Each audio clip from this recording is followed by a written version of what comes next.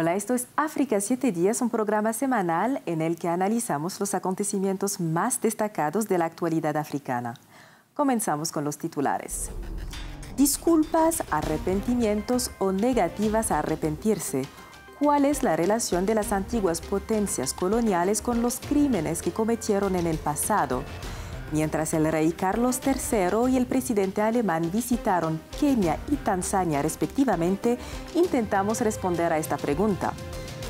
En Burkina Faso, la muerte acecha. En un nuevo informe, Amnistía Internacional describe la vida bajo el bloqueo yihadista y pinta un panorama catastrófico para la población atrapada entre los islamistas y las fuerzas militares y sus aliados. Por último, conocemos a la chef galardonada de Benín, Georgiana Viu. Durante su visita a Bogotá, Colombia, compartió con nosotros sus impresiones sobre el desarrollo de la cocina africana en la escena internacional. Comenzamos. El rey Carlos III efectuó una visita de Estado a Kenia desde el 31 de octubre al 3 de noviembre. Al mismo tiempo, el presidente alemán Frank-Walter Steinmeier visitó Tanzania. En ambos países, estas visitas eran esperadas por numerosas organizaciones de derechos humanos que aguardaban disculpas por los crímenes cometidos por estas naciones durante la colonización.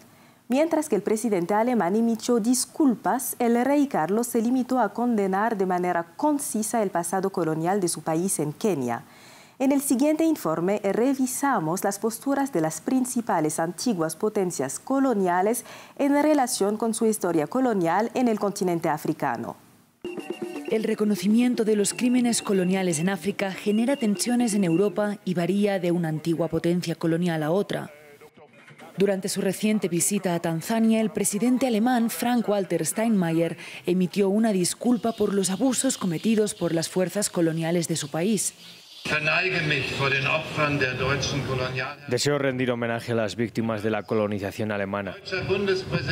Y en mi calidad de presidente alemán me gustaría pedir disculpas por lo que los alemanes hicieron a sus antepasados en este lugar. La visita del presidente alemán a Tanzania coincidió con la del rey Carlos III a Kenia, quien condenó los abusos coloniales del Reino Unido, pero no emitió disculpas.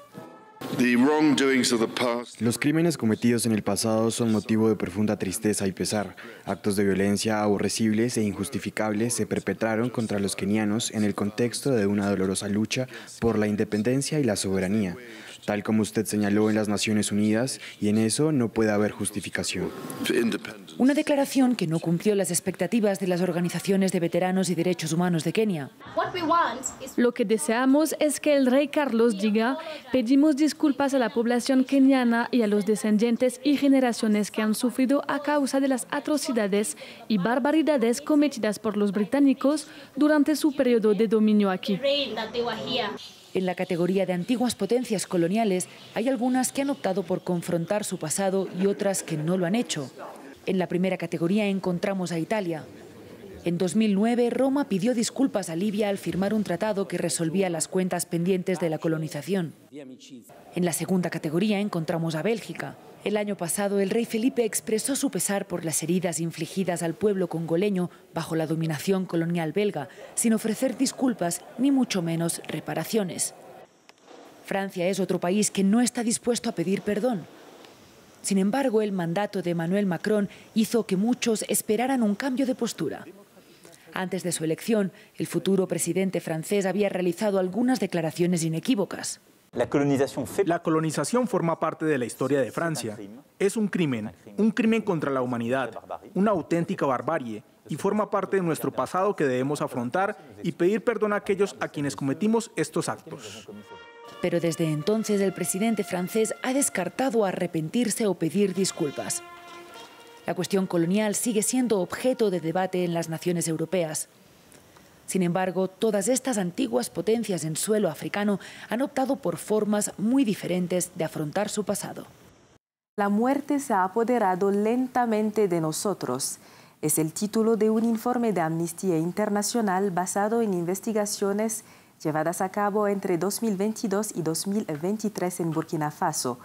El informe examina los crímenes y otros abusos contra los derechos humanos cometidos contra civiles en áreas sitiadas por grupos armados, así como sus consecuencias humanitarias. Amnistía Internacional insta a las autoridades de Burkina Faso y de la región a colaborar estrechamente con la comunidad humanitaria para aliviar la situación. Nuestros colegas de France 24 en francés han tenido la oportunidad de entrevistar a Ousmane Diallo, investigador de Amnistía Internacional. Escuchemos.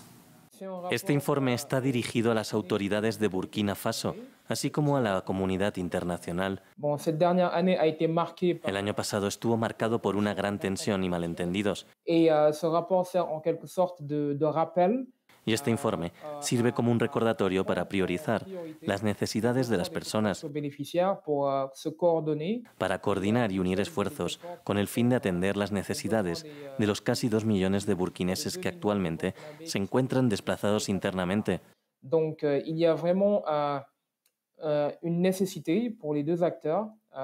Por lo tanto, existe una necesidad real de que tanto los actores humanitarios como los gubernamentales se coordinen, dialoguen y resuelvan cualquier malentendido que surja para responder eficazmente a las necesidades de la población. Por último, también hacemos un llamado a los actores internacionales como la Unión Africana para que se involucren en la situación en Burkina Faso, especialmente a través de la Comisión Europea de Derechos Humanos y de los Pueblos, y sus diversos relatores sobre desplazados internos y ejecuciones extrajudiciales. Dado que la Unión Africana es una de las pocas instituciones que ha desarrollado un mecanismo completo de prevención y protección de los desplazados internos, hay buenas razones para que esta organización se involucre más con las autoridades de Burkina Faso en la ratificación de la Convención de Kampala, pero también para que actúe como un foro de debate y como un actor en el diálogo entre los actores humanitarios y gubernamentales. Una mirada ahora a la breve fuga de Moussa Dadis Camara, el ex líder de la junta que estuvo al mando de Guinea de 2008 a 2010. El antiguo dictador fue sacado de la cárcel el sábado por la mañana por un comando fuertemente armado. Sin embargo, fue rápidamente detenido y reingresado a prisión. Dadis Camara y otros 10 exfuncionarios guineanos enfrentan acusaciones de haber causado la muerte de al menos 157 personas y haber cometido agresiones sexuales contra 109 mujeres durante un acto de la oposición en el estadio de Conakry en 2009. Actualmente se está llevando a cabo el juicio en su contra. Tenemos más información de nuestra corresponsal en la región. Los habitantes de la capital se levantaron el sábado con el ruido de las armas automáticas. Los tiroteos duraron varias horas en Kaloum, que es el centro histórico de la ciudad. ¿Qué pasó? Temprano por la mañana, unos atacantes entraron en la gran prisión de Guinea. Lograron hacer escapar al ex líder del país, el capitán Moussa Dadis Camara, y a otros 3 prisioneros. Los atacantes, vestidos con capuchas, rompieron las cadenas de las puertas y se dirigieron hacia la celda de los célebres presos. Luego huyeron con sus prisioneros. La ciudad estuvo bloqueada durante todo el día por las fuerzas de seguridad. Las fuerzas especiales y otros soldados fueron vistos en las calles de la capital. Los residentes permanecieron escondidos en su casa, asustados. Finalmente, Moussa Dadis Camara fue capturado unas horas más tarde junto con otros 2 de los fugados. Todos volvieron a dormir tras las rejas el mismo sábado. No se dieron detalles sobre su captura, pero la operación dejó 9 muertos y al menos 6 heridos de bala. Uno de los fugados sigue perdido en la naturaleza este lunes. Una investigación está ahora en curso y el abogado del ex jefe de Estado afirma que su cliente había sido secuestrado y que nunca intentó escaparse. Moussa Dadis Camara, arrestado el año pasado, fue el líder de este país de África Occidental de 2009 a 2010 tras liderar un golpe de Estado. Su brutal régimen militar estuvo marcado por la sangrienta represión de una protesta de la oposición. La matanza del 28 de septiembre de 2009 dejó al menos 156 muertos, según datos de grupos de derechos humanos. Pasamos ahora a un tema completamente distinto, la gastronomía africana. La chef beninesa Georgiana Viu, galardonada este año con su primera estrella Michelin para su restaurante Rouge, que se encuentra en la ciudad francesa de Nîmes, estuvo en Bogotá, la capital colombiana, para participar en un evento organizado con el fin de establecer vínculos culinarios entre África y las regiones del Pacífico colombiano. Fue la ocasión para conocer a la chef y escuchar su opinión sobre la evolución del panorama gastronómico africano. Cada vez más gente se interesa por la cocina de los países africanos. Y lógicamente, como para todos los demás continentes, la cocina de los países africanos se encuentra en las mesas grandes y en las mesas pequeñas, pero siempre es de muy alta calidad.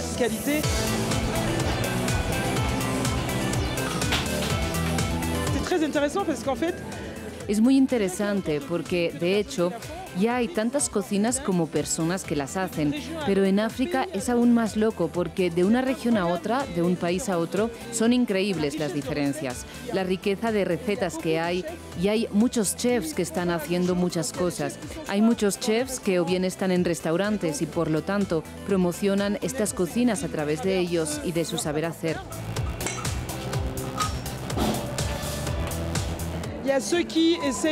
Hay quienes intentan promocionar la cocina africana, pero no estando en un restaurante, sino más bien participando en conferencias, cumbres y cosas así, para dar a conocer los productos africanos.